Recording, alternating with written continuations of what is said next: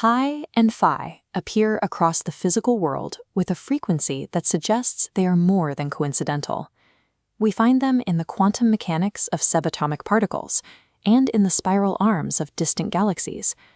While their presence is well documented, a deeper question remains. Why do these two specific constants so frequently appear in the same systems? To understand the connection, we have to look at the requirements for a stable observer. To exist as a conscious entity, a system needs a boundary to define self against the universe and a mechanism to interact with that universe. This creates a mathematical tension. A system that looks exclusively inward isolates itself, while a system that only expands outward eventually dissolves into its environment. Existence requires a specific architecture, one that balances the need for a persistent identity with the necessity of growth. Beyond its role in basic circles, pi is the mathematical invariant of any system that successfully closes a loop with itself. This topological closure is the mechanical basis for identity. A system closes the loop to confirm it remains the same entity. This signature governs frequency cycles in Fourier analysis, phase rotations of fermions, and the curvature of compact spaces.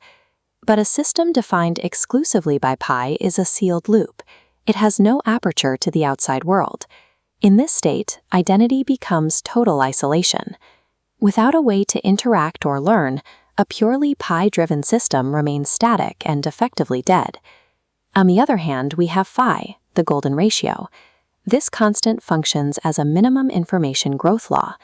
When a system extends outward while remaining self-similar, phi minimizes the informational overhead required to grow. We see this efficiency in plant phyllotaxis, the packing of pentagonal symmetries, and human attention anchoring to previous swings in financial markets.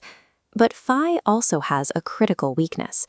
A system built on pure expansion grows infinitely without ever returning to its origin. Without a central anchor, there is no self to speak of. A purely phi-driven observer is permanently dispersed, lacking the stability required for coherent perception. Coherent observation requires both topologies to function at once. Pi provides the closure to maintain identity, while phi provides the expansion to maintain context. When you combine a closed loop with an open, extending dimension, you generate a three-dimensional torus. It possesses both a closed and open dimension. The numeric trace of this union is found in the product of pi and phi, which serves as a quantitative signature for this specific structural requirement. This model suggests that the torus is a functional blueprint for consciousness, the specific unification of identity and growth required for an observer to exist within the universe. This perspective implies that whenever a physical equation contains both pi and phi, it is describing a system with observer-like topology, from biological membranes to the behavior of electrons. This also provides a new way to look at historic logical paradoxes. These strange loops of self-reference only seem impossible if we assume the closure happens on a flat, two-dimensional plane. The mathematician Kurt Gödel explored these limits through his incompleteness theorems, which grappled with how systems refer to themselves. Bertrand Russell identified similar traps in set theory, where the logic of self-containment leads to contradiction. And Douglas Hofstadter described the strange loop of an observer observing itself as a central mystery of the mind. By moving from a flat plane to a toroidal geometry, these strange loops stop being paradoxes and become the natural mechanism of the system. This topology leads to a final derivation regarding the arrow of time. The pi component is cyclical. It constantly rotates and returns.